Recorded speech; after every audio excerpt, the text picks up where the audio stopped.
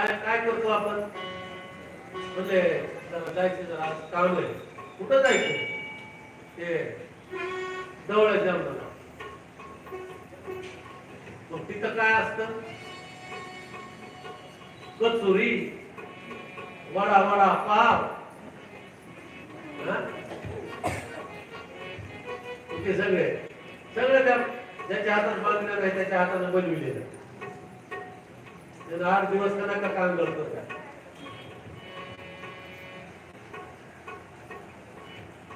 ते सगळे ते नाचतात. गर्भसंस्कार म्हणजे काय आहे? त्या बाळावर पूर्ण ध्वनी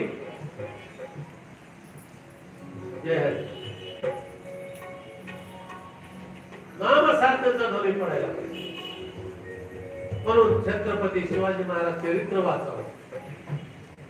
चांगलं जर आपला मुलगा शूरवीर, नीती नियमाचं पालन करणारा पाहिजे तर छत्रपती शिवाजी महाराजांचं चरित्र वाचावं, संभाजी राजांचं चरित्र वाचावं, महाभारत वाचावं, रामायण वाचावं, ज्ञानेश्वरी वाचावं,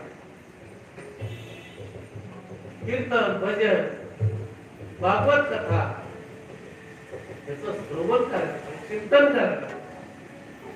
मग ते तसं लेकरू गुणवान शूरवीर जन्मत असतो. जर टीव्ही गरोदरपणे जर माता माऊली बघितली तर काय होते माहिती का? एका माता माऊलीला बरं का, त्याला 10 ते 12 वर्ष 10-15 वर्ष झाले, आपल्या सरकारी दवाखान्यात ती गाठतात.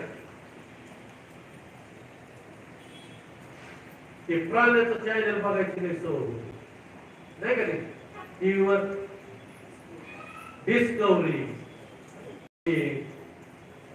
माकड, वाघ, पशु पक्षी, दुसरं काहीच नाही. ते गरोदर म्हणून त्या महिला बघितलं त्या माता माऊलीनं अक्षरशः माकडासारखं लेकरू झालं. याला गर्भसंस्कार एवढा परिणाम होतोय. मग पुन्हा काय उपयोग आहे? म्हणून बुडातूनच व्यवस्थित पाहिजे. पेपरला होतं, पेपरला कुठल्या तरी दवाखान्यात घडलं म्हणून संस्कार घडणं गरजेचं आहे. गर्भाचे आवडी मातेचा डोळा, हो गर्भाचे आवडी डोळा, जेलीचा भार तेथे आनंदाचे डोळे,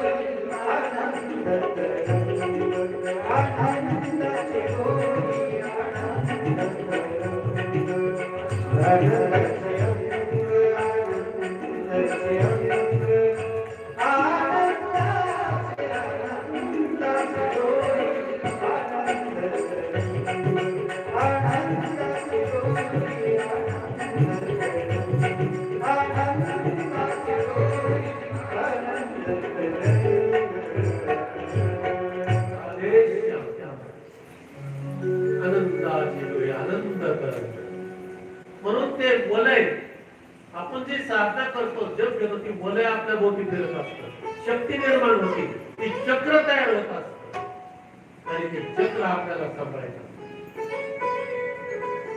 आणि बाळ जन्मलंय कसंय बाळ, म्हणून त्याच्या त्या आकारावरूनच त्याचं नाव ठेवलं प्रल्हाद.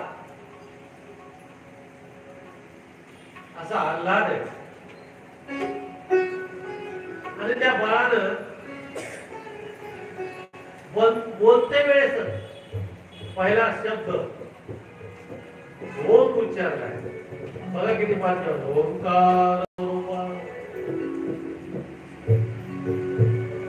सद्गुरु समर्था. आणि ओंकार शब्द उच्चारला